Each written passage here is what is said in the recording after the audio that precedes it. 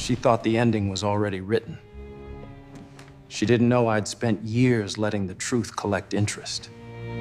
My ex-wife smiled when I walked into the courtroom. It was the kind of smile people wear when they think the ending has already been written. She didn't even bother to hide it.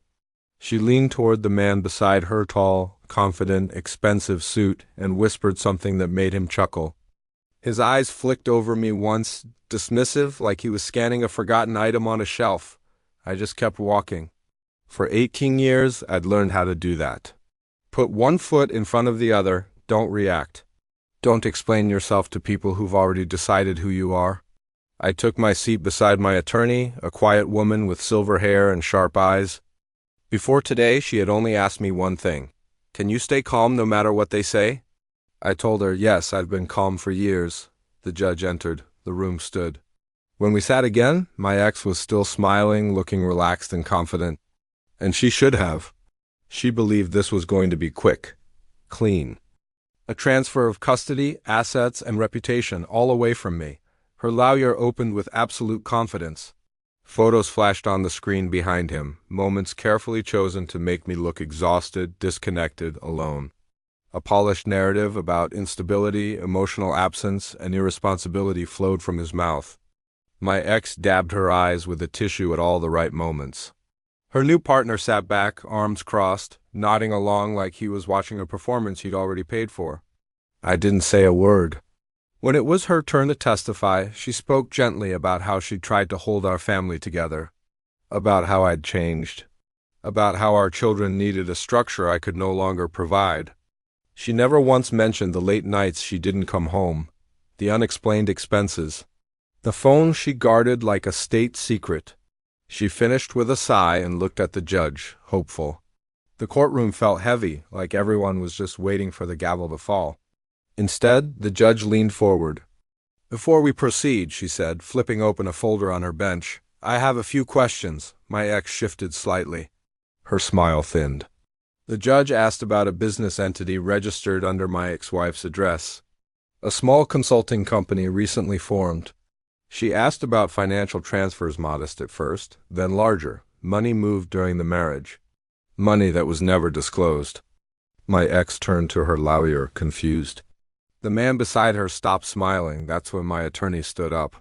She didn't raise her voice. She didn't perform. She simply handed the clerk a flash drive. Your Honor, she said, we've submitted financial records, communications, and third-party testimony demonstrating coordinated asset concealment and attempted misrepresentation. The entire energy in the room shifted. The judge played the first recording. My ex's voice filled the courtroom, clear and unmistakable, discussing how I never checked the accounts anyway. The second recording followed, then the third. By the fourth, my ex was pale. Her partner stood up suddenly. This is ridiculous. Sit down, the judge said calmly. He hesitated, then sat. The judge turned back to my ex.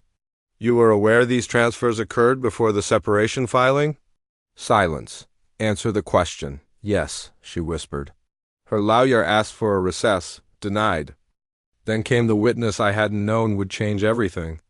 A school counselor, neutral, professional, she testified about our children's behavior, their anxiety, their confusion. Their fear around the man my ex had moved into their lives without explanation. She spoke about how they relaxed when they were with me, how their routines stabilized, how they slept better. I felt my chest tighten, but I didn't move. When the counselor finished, the room was silent again. The judge removed her glasses and looked directly at my ex. You attempted to frame this as a matter of emotional absence, she said. What I see is deliberate manipulation, she ruled without any drama. Primary custody to me, effective immediately. Supervised visitation until further review. A full financial audit was ordered, and the asset transfers were reversed pending investigation. My ex just broke.